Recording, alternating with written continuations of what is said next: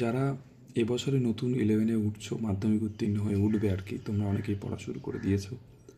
11-এর result বেরোলো, যারা এবারে থার্ড সেমিস্টার আর 12-এ আর কি থার্ড সেমিস্টারে গেল, তাদের সঙ্গে যদি দেখা হয় এই জিনিসটা তাদেরকে কাইন্ডলি জিজ্ঞাসা করবে আমার কথাগুলো।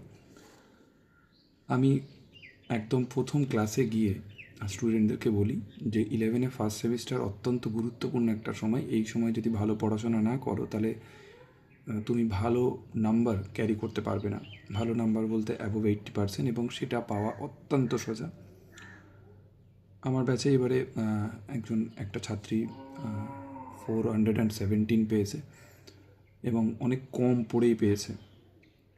ও ভালো পড়লে আরও ভালো পেতে পারতো, এরকম আরও অনেকেই পেরেছে। মোটামুটি সবাই 70 অ্যাবোভ পেয়েছে, যতজন পড়ে সবাই 70 অ্যাবোভ পেয়েছে। এইবারে বিষয় হচ্ছে আরও ভালো হতো যদি প্রথম থেকে কথা শুনতো, তাহলে অনেক ভালো হতো।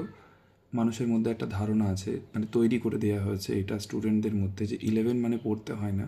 সেমিস্টার সিস্টেমে নাম্বার তোলাটা অত্যন্ত সোজা যদি তুমি 11-এ ফার্স্ট সেমিস্টার এবং 12-এর থার্ড সেমিস্টার, মানে 12-এ যেটা ফার্স্ট সেমিস্টার আর কি, থার্ড সেমিস্টার তোমাদের, সেইগুলোতে খুব সিরিয়াসলি পড়াশোনা করো, তাহলে অনেক নাম্বারে তুমি এগিয়ে থাকবে। তুমি 40 অ্যাবোভ 45% তুমি ওখানে মানে তুলতে পারবে, মানে আউট অফ 50 45 যদি পেয়ে যাও তাহলে তোমাকে।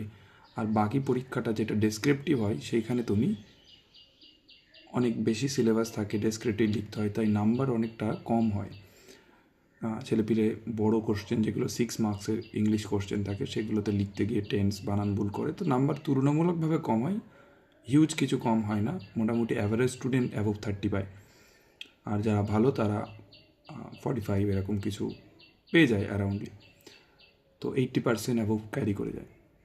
তাই কারোর কথা না শুনে কাইন্ডলি তোমরা সবাই যারা নতুন উঠছো তারা খুব মন দিয়ে প্রথম সেমিস্টার থেকেই পড়ো। একটা পার্টিকুলার শিডিউল টাইম করে পড়ো। বেশি পড়ার খুব একটা প্রয়োজন নেই সেমিস্টার সিস্টেমে। টেক্সটগুলোকে খুঁটিয়ে দাগ দিয়ে পড়া, এবং পড়ার সময় সাথে সাথে ভাবা যে আমি কী ধরনের প্রশ্ন এখান থেকে আসতে পারে ইত্যাদি। এগুলো টিচার্সদের সঙ্গে কনসাল্ট করা। পরীক্ষা দেওয়ার পদ্ধতি, ওই মার্কশিটে ফার্স্ট টাইম পরীক্ষা দেবে, তো যেখানেই পড়বে চেষ্টা করবে যে ওই মার্কশিটে 2-1 জন এক্সাম উনি কন্ট্যাক্ট করান। টিচার্স সবাই খুব ভালো পড়ান।